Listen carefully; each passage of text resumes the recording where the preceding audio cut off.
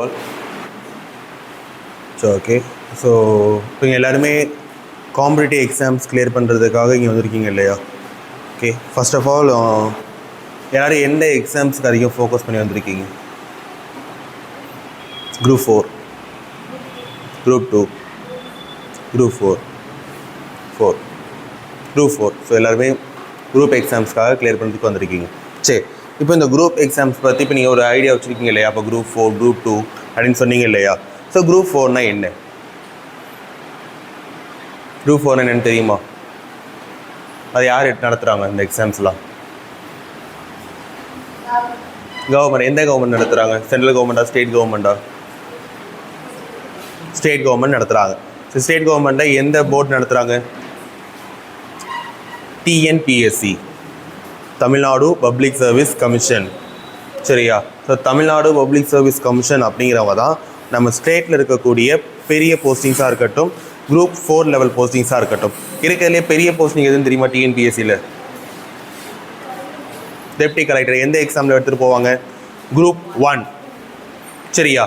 அப்போது டிஎன்பிஎஸ்சி அப்படிங்கிற அந்த ஒரு போர்டு ஒரு எக்ஸாம் நடத்துறது கிடையாது. இப்போ நிறைய பேர் என்ன சொல்லுவாங்க அப்படின்னு கேட்டால், டிஎன்பிஎஸ்சி எழுதுங்க, டிஎன்பிஎஸ்சி எழுதுறீங்க அப்படின்னா போய் டைப்ரைட்டிங் கற்றுக்கோங்க அப்படின்னு சொல்லுவாங்க. கலெக்டருக்கும் டைப்ரைட்டிங்கும் சம்மந்தமே கிடையாது. அப்போ என்னென்னு கேட்டிங்கன்னா, அவேர்னஸ் இல்லாமல் இருக்கிறது. முக்கியமாக நம்ம கிராமப்புறத்துலேருந்து வராங்க இல்லையா, அவங்கள்ட்ட இருக்கக்கூடிய பெரிய விஷயமே என்ன அப்படின்னு, பெரிய ப்ராப்ளம் என்ன அப்படின்னு பார்த்தீங்கன்னா, அவங்க இப்போ ஒரு டெப்டி கலெக்டர் ஆகணும், நான் ஒரு டிஎஸ்பி ஆகணும் அப்படின்னு சொல்லிட்டு உட்காந்து படிப்பாங்க. ஊரில் உள்ளவங்க என்ன சொல்லுவாங்க? டைப்ரைட்டிங் முடிச்சிட்டியா? தமிழ் டைப்ரைட்டிங் முடிச்சியா? இங்கிலீஷ் டைப்ரைட்டிங் முடிச்சியா அப்படின்னு கேட்பாங்க. கலெக்டருக்கும் அதுக்கும் சம்மந்தமே கிடையாது. அப்போ அவங்களுக்கு டைப்ரைட்டிங் எங்கே யூஸ் ஆகுங்கிறதுக்கு ஒரு அவேர்னஸ் இருக்கணும். குரூப் 4ல் கண்டிப்பாக டைப்ரைட்டிங் இருந்துச்சு அப்படின்னா நல்ல ஆப்பர்ச்சுனிட்டி இருக்குது. ஓகேவா? பட் குரூப் 1 அப்படிங்கிறது அப்படி கிடையாது. குரூப் 1 அப்படிங்கிறது இது எல்லாத்தையும் தாண்டி ஒரு பெரிய போஸ்டிங். அப்போது எந்த எக்ஸாமுக்கு எப்படி படிக்கணும், எந்த எக்ஸாமுக்கு எந்த மாதிரியான குவாலிஃபிகேஷன் வேணும் அப்படிங்கிற அவேர்னஸ் நமக்கு இருக்கணும். சரிங்களா? அப்போது இந்த டிஎன்பிஎஸ்சி அப்படிங்கிறவங்க ஒரே ஒரு எக்ஸாம் நடத்துறது கிடையாது. வேரியஸ் டைப் ஆஃப் எக்ஸாம்ஸ் இருக்குது. அதுக்கு நிறைய போஸ்டிங்ஸ் இருக்குது. ஒரு எக்ஸாமில் ஒரு போஸ்டிங் தான் ஃபில் பண்ணுவாங்கன்னு கேட்டால் கிடையாது. இப்போ நீங்கள் குரூப் 1 அப்படின்னு சொன்னீங்க இல்லையா? குரூப் 1 அப்படிங்கிறதுலையே உங்களுக்கு பல போஸ்டிங்ஸ் இருக்குது. சரியா? குரூப் 1 அப்படிங்கும்போது உங்களுக்கு என்ன சொல்லுவாங்க? டெப்டி கலெக்டர் அண்ட் டிஎஸ்பிங்கிறது தான் ப்ராமினெண்ட்டாக சொல்லுவாங்க. அது இல்லாமல் நிறைய போஸ்டிங்ஸ் இருக்குது. ஜெயிலர், சூப்பர்டென்ட் போலீஸ்னு இருக்காங்க. ஸோ இந்த மாதிரி அதில் நிறைய டைப் ஆஃப் டிபார்ட்மெண்ட் இருக்காங்க. அதுக்கு அடுத்த லெவலில் இருக்கிறது தான் குரூப் 2 அண்ட் 2A. அந்த குரூப் 2A என்ன பண்ணியிருக்காங்க? 2A 2ஆக பிரிச்சிருப்பாங்க. ஓகே, இப்போ அதில் ஒரு குறிப்பிட்ட லெவலாக போஸ்டிங்ஸை ஃபில் பண்ணுவாங்க. அது எப்படி இருக்கும்? டெப்டி கலெக்டருக்கு கீழே இருக்கக்கூடிய போஸ்டிங்ஸாக இருக்கும். அதுக்கு அடுத்த லெவல் போஸ்டிங்ஸ் என்ன சொல்லுவாங்க? குரூப் 4 அப்படிம்பாங்க. என்ன சார் குரூப் 3 விட்டுட்டீங்க? குரூப் 3ங்கிறது ப்ரமோஷனல், அதாவது நம்ம போஸ்டிங் கிடச்சி உள்ளே போனவங்க இருப்பாங்க இல்லையா, அவங்க அடுத்த லெவல் போகிறது தான் குரூப் 3. இப்போ குரூப் 4ங்கிற எக்ஸாம் ஸோ இருக்கிறதுலையே ஈஸியாக ஒரு என்ட்ரி லெவல் ஜாப் அப்படின்னு பார்த்தீங்கன்னா அது குரூப் 4 தான். மற்ற எக்ஸாம்ஸ் குரூப் 1, குரூப் 2 இதுக்கெல்லாம் என்ன இருக்கும்? 2 எக்ஸாம் 3 எக்ஸாம் இருக்கும். அந்த 3 எக்ஸாம் எப்படி இருக்குன்னு கேட்டால், ஒன்று ப்ரிலிம்ஸ் இருக்கும், ஒன்று மெயின்ஸ் இருக்கும் இல்லையா? ஒன்று ப்ரிலிம்ஸ், மெயின்ஸ், இன்டர்வியூ இருக்கும். இது எதுவுமே இல்லாமல் ஒரே ஒரு எக்ஸாம் எழுதி கிளியர் பண்ணுற போஸ்டிங் தான் குரூப் 4. சரியா? நம்ம எல்லாருமே என்ன நினைப்போம் அப்படின்னு பார்த்தீங்கன்னா, நிறைய எக்ஸாம் இருந்துச்சுன்னா நமக்கு தலைவலி, ஒரே எக்ஸாமாக இருக்கணும், அதை முடிச்சுட்டு போயிடணும் அப்படிம்பாங்க. நீங்கள் காமெடிலாம் சொல்லுவாங்க இல்லையா, ஒரே ஒரு மாத்திரை இருக்கணும், அந்த ஒரு மாத்திரையை உடம்புல உள்ள எல்லா பிரச்சனையும் தீர்ந்துடணும் அப்படிம்பாங்களே. ஓகே, ஸோ அந்த ஒரு மாத்திரை உங்களுக்கு உடம்புல உள்ள எல்லா பிரச்சனையும் தீர்க்குதோ இல்லையோ, ஆனால் குரூப் 4ங்கிற ஒரு எக்ஸாமை ஒழுங்காக பண்ணீங்க அப்படின்னா நம்ம லைஃபே மாறிடும். ஓகே, அப்போ அந்த ஒரு எக்ஸாம் எழுதக்கூடிய எக்ஸாமாக இருக்கட்டும், இல்லை நீங்கள் 3 எக்ஸாம் எழுதக்கூடிய எக்ஸாமாக இருக்கட்டும், அது குரூப் 1ஆக இருக்கலாம், 2ஆக இருக்கலாம், 4ஆக இருக்கலாம், அந்த எக்ஸாமுக்கு நீங்கள் எப்படி பிளான் பண்ணுறீங்கிறது இருக்குது. ஓகே, ஸோ இந்த எக்ஸாம்ஸை பற்றின பேசிக் அவேர்னஸ் ஆல்ரெடி உங்களுக்கு தெரியுமா, இல்லை இப்போ தான் இதை கற்றுக்கலாம் அப்படின்னு நினைக்கிறீங்களா? இப்போ தான் அதை கற்றுக்கலான்னு இருக்கீங்க. சரியா? Okay, good. இப்போ ரீசெண்டாக என்ன பண்ணியிருக்காங்கன்னு கேட்டிங்கன்னா, குரூப் எக்ஸாம்ஸ் இந்த டிஎன்பிஎஸ்சி இருக்காங்க இல்லையா, அவங்களுடைய சிலபஸில் நிறைய சேஞ்சஸ் எடுத்து வந்திருக்காங்க. குரூப் 4 சிலபஸாக இருக்கட்டும், குரூப் 1 சிலபஸாக இருக்கட்டும், குரூப் 2ல் இப்போ ரீசெண்டாக நமக்கு எக்ஸாம்ஸ் கம்ப்யூட்டர் பேஸ்ட் எக்ஸாம்ஸ் சொல்லியிருந்தாங்க. இப்போ அதையும் சேஞ்ச் பண்ணி மறுபடியும் என்ன மாற்றிட்டாங்க? OMRஆக மாற்றிட்டாங்க. ஸோ இந்த சேஞ்சஸ் அப்படிங்கிறது இப்போ இந்த வருஷம் நிறைய நடந்துக்கிட்டே இருக்குது. அப்போ இது எல்லாத்தையுமே அண்டர்ஸ்டாண்ட் பண்ணி படிக்கிறது அப்படிங்கிறது ரொம்ப ஈஸியான விஷயம். யாருக்குன்னு பார்த்தீங்கன்னா உங்களுக்கு. இதுக்கு முன்னாடி இங்கே யாராவது எக்ஸாம்ஸ் எழுதியிருக்கீங்களா? படிச்சுட்டு இருக்கேன், நான் 1 வருஷம் 2 வருஷத்துக்காக படிச்சிருக்கேன்னு யாராவது இருக்கீங்களா? கிடையாது. எல்லாருமே ஃப்ரெஷர்ஸ். உங்களுக்கு என்னென்னு பார்த்தீங்கன்னா இது ஒரு நல்ல ஆப்பர்ச்சுனிட்டி. ஏன் அப்படின்னு பார்த்தீங்கன்னா, ஆல்ரெடி படிச்சுட்டு இருந்திருப்பாங்க இல்லையா, ஒரு 2 இயர்ஸ் இல்லை 1 இயர் படிச்சிருப்பாங்க இல்லையா, அவங்களுக்கு இப்போ சேஞ்ச் பண்ண விஷயத்தை அடாப்ட் பண்ணிக்கிறதுக்கு லேட் ஆகும். பட் உங்களுக்கு இதுதான் ஃபஸ்ட் டைம். அப்போ அவங்க எப்படி ஃபஸ்ட் டைம் ஆரம்பிச்சிருப்பாங்களோ அதே மாதிரி தான் உங்களுக்கு நீங்கள் இதை ஆரம்பிக்கிறீங்க. இது போன முன்னாடி இருந்ததை விட இப்போ கொஞ்சம் ஈஸியாக லெவலில் மாற்றிருக்காங்க. எக்ஸாம் பேட்டர்னை வந்து மாற்றிருக்காங்களே தவிர கொஷின் மாற்றலை. ஓகேவா? அதை புரிஞ்சுக்கணும். எக்ஸாம் பேட்டர்னில் என்ன பண்ணியிருக்காங்க, சில சேஞ்சஸ் எடுத்துருக்காங்க. குரூப் 4 அப்படின்னு எடுத்துக்கிட்டிங்கன்னா பொது தமிழ் சொல்லிட்டு 6th to 12th வரைக்கும் உள்ள எல்லா புக்கும் தமிழ் புக்கில் படிப்பீங்க. என்னென்ன படிச்சிருப்பீங்க? உரைநடை படிச்சிருப்பீங்க, செய்யுள் படிச்சிருப்பீங்க, அதில் இருக்கக்கூடிய இலக்கணம் எல்லாத்தையும் உட்காந்து பார்த்துட்டு இருந்திருப்பாங்க. ஸோ இப்போ என்னென்னு கேட்டிங்கன்னா அந்த பொது தமிழை எடுத்துட்டாங்க. நார்மலாக நீங்கள் இலக்கணம் அதுக்கப்புறமா அதாவது உங்களுக்கு தமிழ் பற்றின போதிய அறிவு இருக்காங்கிறது மட்டும் தான் செக் பண்ணுறாங்களே தவிர தமிழில் வந்து சிலப்பதிகாரத்தில் என்ன சொன்னாங்க, மணிமேகலை என்ன பண்ணாங்க, இதெல்லாம் போய் கேட்க போகிறதில்ல. ஓகே, ஓரளவுக்கு கொஞ்சம் லிமிட்டடாக மாற்றிட்டாங்க. உங்களுக்கு எதை அதிகமாக கொடுத்துட்டாங்க? பொது அறிவு சம்மந்தப்பட்ட விஷயம் இருக்கு இல்லையா? எக்கனாமிக்ஸ் வந்து இப்போ 20 மார்க் ஏற்றிருக்காங்க. பாலிட்டியை பற்றி படிக்கிறது, இந்த மாதிரி விஷயத்த உங்களை அதிகமாக்கியிருக்காங்க. ஸோ சேஞ்சிங் அந்த பேட்டர்னை வந்து சேஞ்ச் பண்ணியிருக்காங்க. ஓகே, அப்போ இதை நீங்கள் அடாப்ட் பண்ணிக்கிறது ரொம்ப ஈஸி. ஓகே, சரி. அப்போ இந்த மாதிரியான எக்ஸாம்ஸ் இருக்குது அப்படிங்கும் போது இதுக்கு நம்ம ப்ராப்பராக என்ன பண்ணணும்னு கேட்டிங்கன்னா கற்றுக்க ஆரம்பிக்கணும். எப்படி கற்றுக்க ஆரம்பிக்கலாம், நான் எங்கே இருந்து ஸ்டார்ட் பண்ணலாம் அப்படின்னு பார்த்தீங்கன்னா அதுக்கு ஒரு சில பேசிக்ஸ் இருக்குது. ஸோ ஃபஸ்ட்டு பாயிண்ட் என்ன அப்படின்னு பார்த்தீங்கன்னா, ஃபஸ்ட்டு பிளான் என்னன்னு பார்த்தீங்கன்னா நீங்கள் ஃபஸ்ட்டு டார்கெட்டை ஃபிக்ஸ் பண்ணணும்.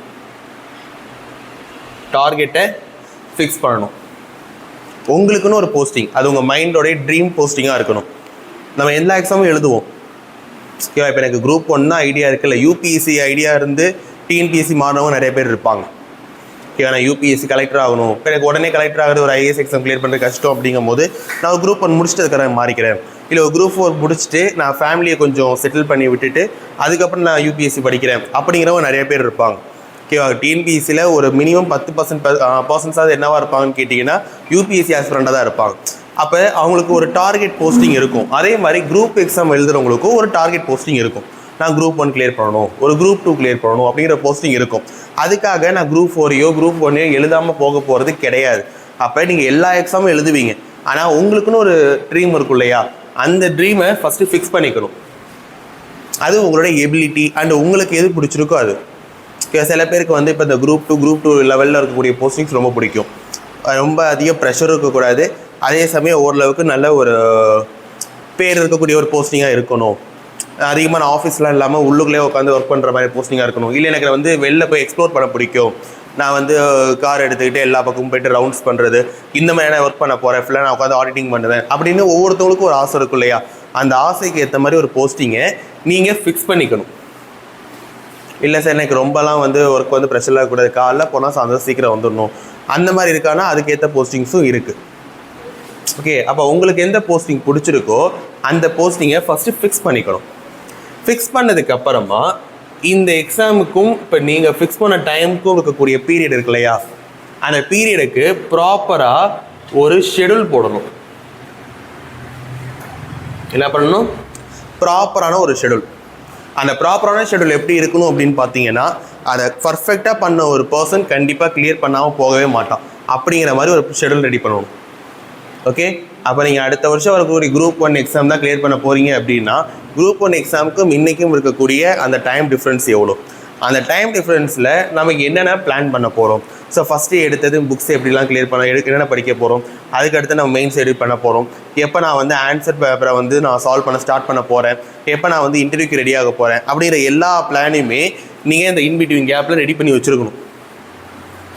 மூணாவது விஷயம் என்ன அப்படின்னு பார்த்தீங்கன்னா, எக்ஸாம் ஸ்டார்ட் பண்ணுறதுக்கு முன்னாடி இப்போ ஷெடியூல் போட்டிருப்பீங்க இல்லையா? இப்போ இந்த ஷெடியூல் போடுறதுல ஒரு டவுட் வரும். என்ன டவுட் வரும்? நான் ஒரு எக்ஸாமை ஸ்டார்ட் பண்ணிடுறேன், ஓகே, பட் நான் எப்படி ஷெடியூல் போடுறது, முதல்ல நான் எப்படி ஆரம்பிக்கிறது அப்படிங்கிற ஒரு டவுட் இருக்கும். நான் எங்கேருந்து ஆரம்பிக்கணும், நான் ஸ்கூல் புக்கிலேருந்து ஆரம்பிக்கணுங்கிறாங்க, ஸ்கூல் புக்கை நான் எப்படி படிக்கணும் அப்படிங்கிற நிறைய டவுட்ஸ் வரும். ஃபஸ்ட்டு அப்போ அதை நம்ம சால்வ் பண்ணி வச்சுக்கணும். நான் ஸ்கூல் புக்கில் நான் எங்கேருந்து படிக்கணும், எதை படிக்கணும், நான் உட்காந்து பேப்பர் டு பேப்பர் எல்லாத்தையும் உட்காந்து படிக்கணுமா, இம்பார்ட்டன்ட் பாயிண்ட்டை மட்டும் கோத்ரூ பண்ணால் போதுமா, இந்த மாதிரி நிறைய டவுட்ஸ் இருக்கும்.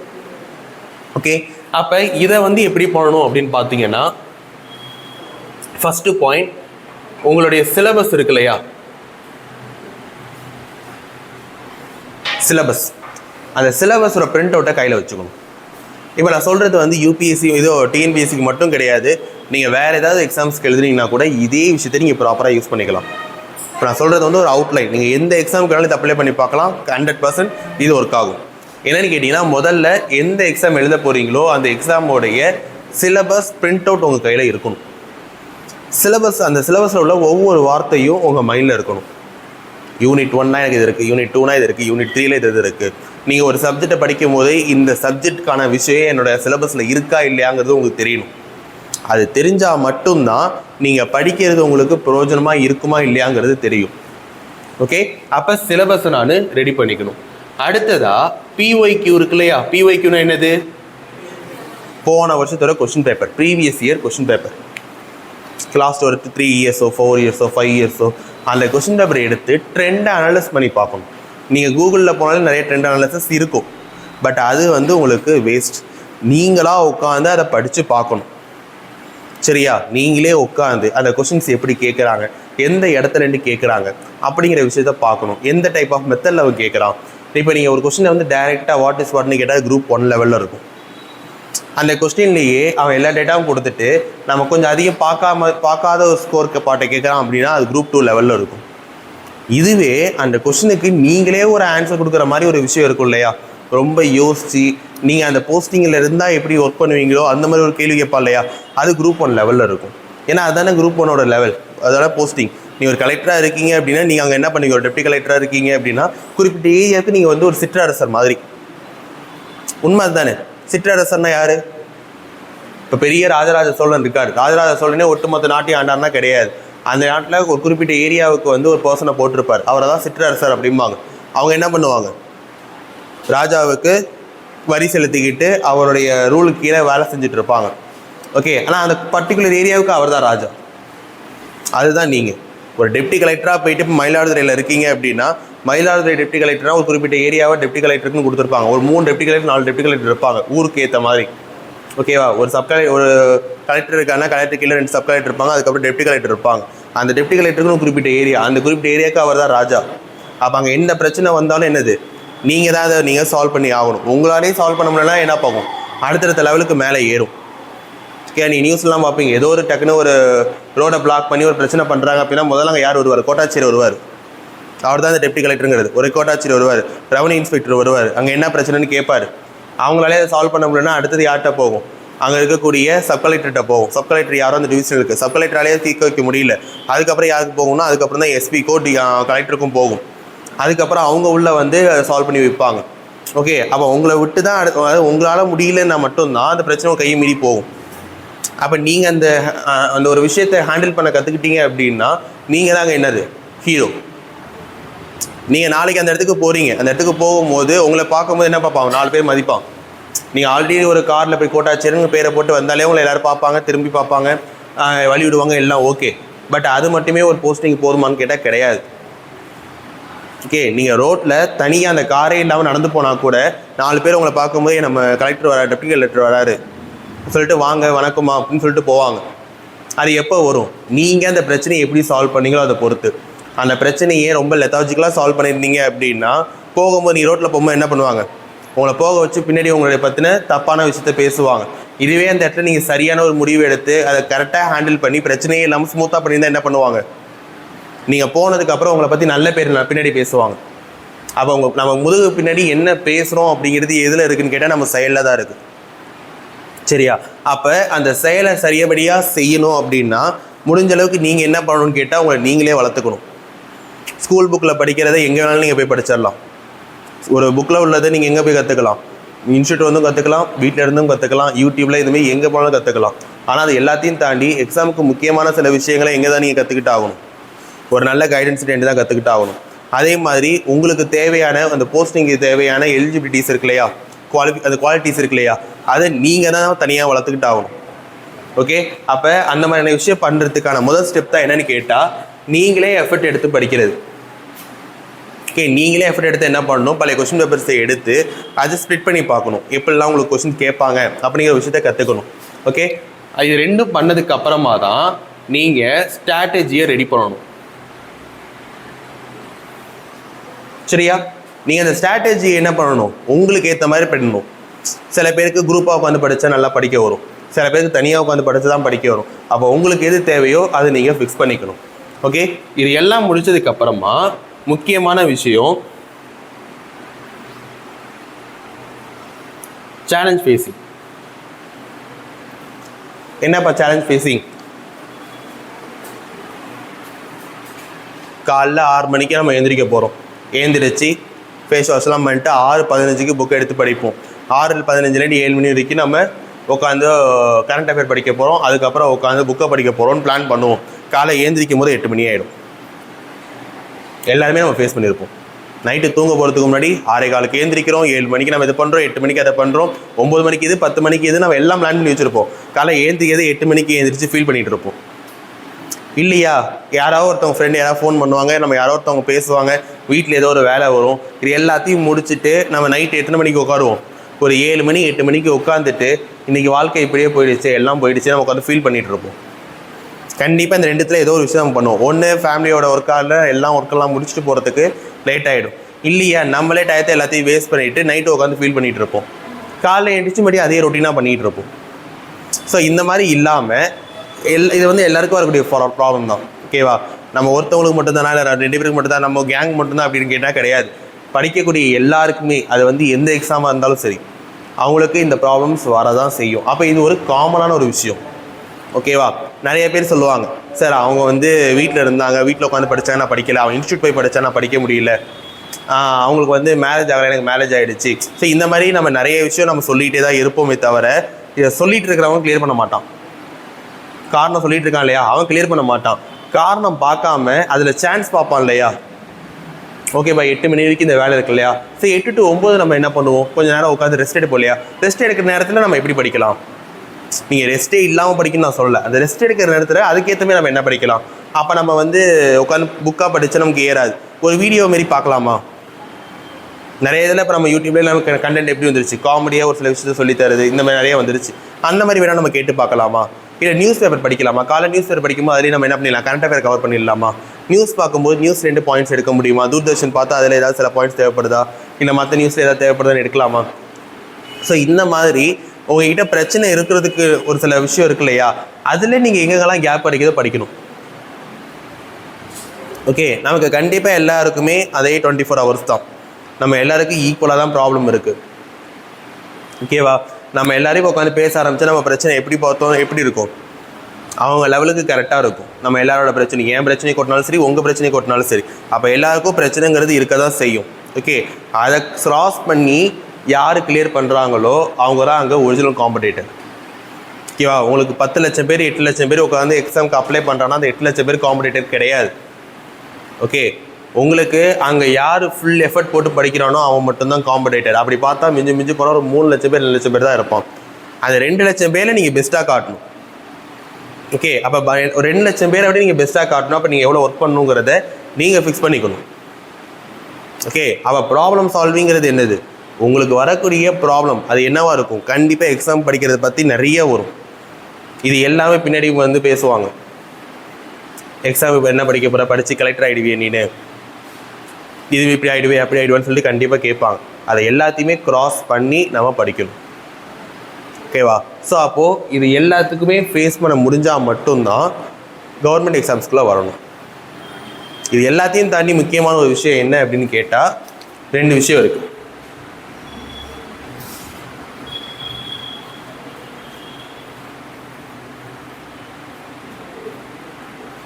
Hope and patience. ஹோப்னா என்ன அப்படின்னு கேட்டிங்கன்னா, நீங்கள் கண்டிப்பாக கலெக்டர் ஆகிடுவீங்க, நீங்கள் கண்டிப்பாக ஒரு டிஎஸ்பி ஆகிடுவீங்க அப்படின்னு மற்றவங்க சொல்கிறாங்க இல்லையா, அதுக்கு பேர் ஹோப் இல்லை. நீங்களாம் ஒன்றுமே ஆக மாட்டேன்னு சொன்னாலும் நமக்கு நம்ம ஒரு தைரியமாக இருப்போம் இல்லையா. இந்த சொல்லுவாங்கள்ல, உன்னால் ஒருத்த முடியாதுன்னு சொன்னால் நம்ப வேண்டியது அவனை, ஏன்னா உன்னால் முடியாது அப்படின்னு நம்மளே கூட இருக்கிறனே கலாய்ப்பான். அந்த மாதிரி இல்லாமல் எவ்வளோ பேர் வேணால் கலாச்சிட்டு போ. எனக்கு ஹோப் இருக்குது, நான் கண்டிப்பாக ஒரு நாள் இந்த போஸ்டிங்கில் உட்காருவேன். இதை எப்போ நீங்கள் விடுறீங்களோ அப்போ ஒட்டு மொத்தமாக நீங்கள் எல்லாத்தையும் விட்டதுக்கு ஈக்குவல். இன்றைக்கி நீங்கள் ஒரு நாள் படிக்கலையா, பரவாயில்ல, நாளைக்கு உட்காந்து படிச்சிடலாம். இன்றைக்கி உங்களால் முடியல, இந்த ஒரு வாரம் ஃபுல்லாக உங்களால் படிக்க முடியல, பொங்கல் வந்துருச்சு அது வந்துருச்சுன்னு சொல்லி ப்ராப்ளமாக இருக்கா, அடுத்த வாரம் நீங்கள் படிச்சுக்கலாம். நீங்கள் இன்றைக்கி 2 மணி நேரம் உட்காந்து படித்தா நாளைக்கு நீங்கள் 4 மணி நேரத்தில் உட்காந்து படித்து கவர் பண்ணிடலாம். ஆனால் ஒன்ஸ் நீங்கள் அந்த ஹோப்பை விட்டுட்டீங்கன்னு வச்சுக்கோங்களேன், அதுக்கப்புறம் உங்களால் எதுவும் பண்ண முடியாது. உட்காந்து நீங்கள் எக்ஸாமுக்கு அவ்வளோ தூரம் படிக்கிறது, மற்றவன்ட்ட திட்டு வாங்கினது, அசிங்கப்படுறது எல்லாத்தையும் சேர்த்து அந்த ஹோப்னு ஒரு விஷயம் இருக்கு இல்லையா, உங்கள் மேலே நீங்கள் வச்சுருக்க கான்ஃபிடென்ஸ், அதை எப்போ விடுறீங்களோ அப்போயே நீங்கள் முடிச்சிட்டீங்க. கடைசியாக பேஷன்ஸ். ஒரு டூ இயர்ஸ்க்கு முன்னாடி சிஎஸ்கே மேட்ச் பார்த்தீங்களா? I think final Gujarat versus CSK, அந்த மேட்ச் பார்த்தீங்களா? சில பேர் நிறைய பேர் நீங்கள் இப்போ இன்ஸ்டா போனால் கூட நிறைய பேர் அதை தான் பார்த்துட்ருப்பாங்க. அதாவது என்ன அந்த சிச்சுவேஷன் யாருக்கா தெரியுமா? சிஎஸ்கே விசஸ் குஜராத், அந்த லாஸ்ட் ஓவர், கடைசி 2 பால் 10 ரன். அது எல்லாமே இப்படி எடிட் பண்ணி வேறு லெவலில் காட்டியிருப்பானுங்க. தோனி அப்படியே தலையை கீழே குனிஞ்சுப்பார், இருக்கிறவன் எல்லாம் சிரிக்க ஆரம்பிச்சிடுவான், ரொம்ப அப்படியே ஒரு என்டர்டெயின்மெண்ட் பண்ணி எல்லாம் பண்ண ஆரம்பிச்சிடுவானுங்க. ஓகே, கடைசி அந்த 2 பாலில் என்ன ஆகிடும்? ஒரு 6 ஒரு 4. அந்த 6 அடித்ததுக்கப்புறம் கூட எவனும் சிரிக்க மாட்டான், எழுந்திரிக்க மாட்டான். அந்த 4 அடித்ததுக்கப்புறம் என்ன பண்ணுவான்? எல்லாம் ஏந்திரிச்சுன்னு ஷாக் ஆகி அழுது கதறி அழுவானுங்க. அப்படியே அந்த 2 பாலுக்கு முன்னாடி அழுதுட்டு தான் இருப்பானுங்க. ஓகே, அந்த 2 பாலுக்கு அப்புறமும் அழுகுறானுங்க. என்னது இது? தோக்க போகிறோங்கிற ஒரு அழுவை, அது ஜெயிச்சு நம்ம வெற்றியை பார்த்த அழுவை. ஓகேவா?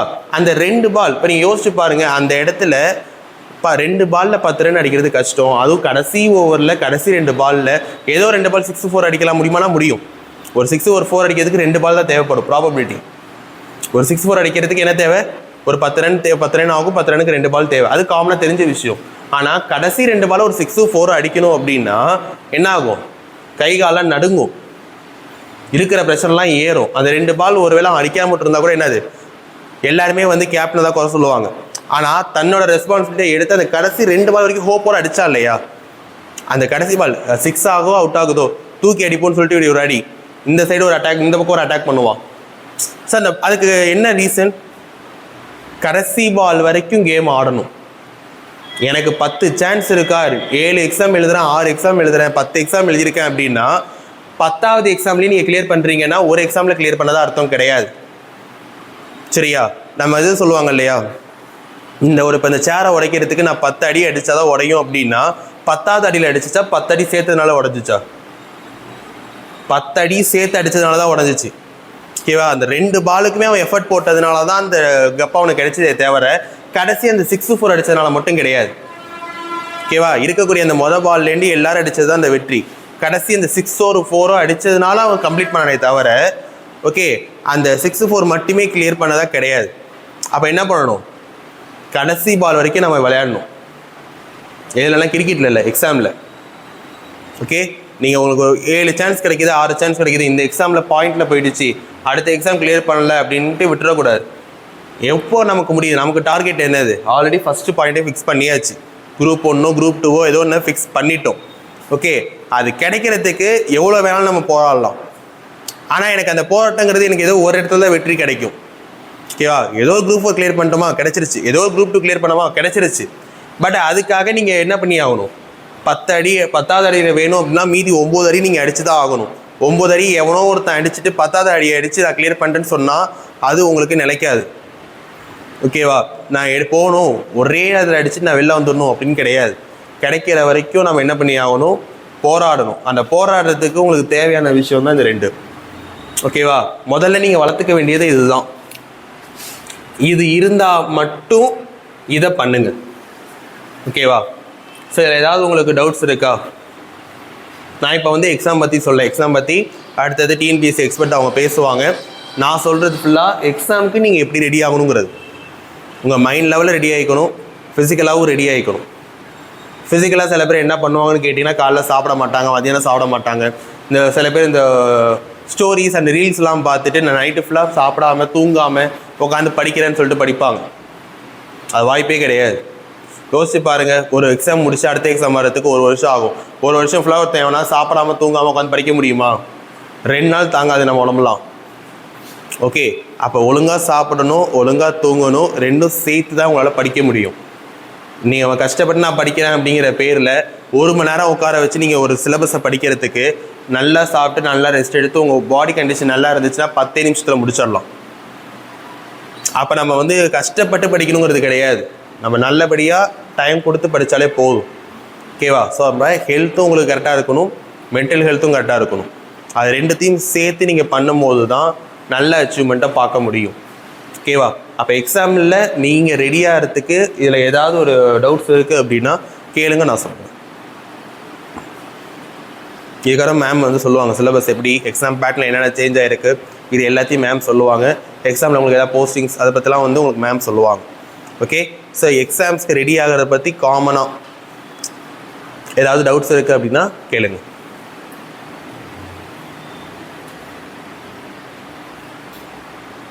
ஏதாவது டவுட்ஸ் இருக்கா? இல்லை. தேங்க்யூ.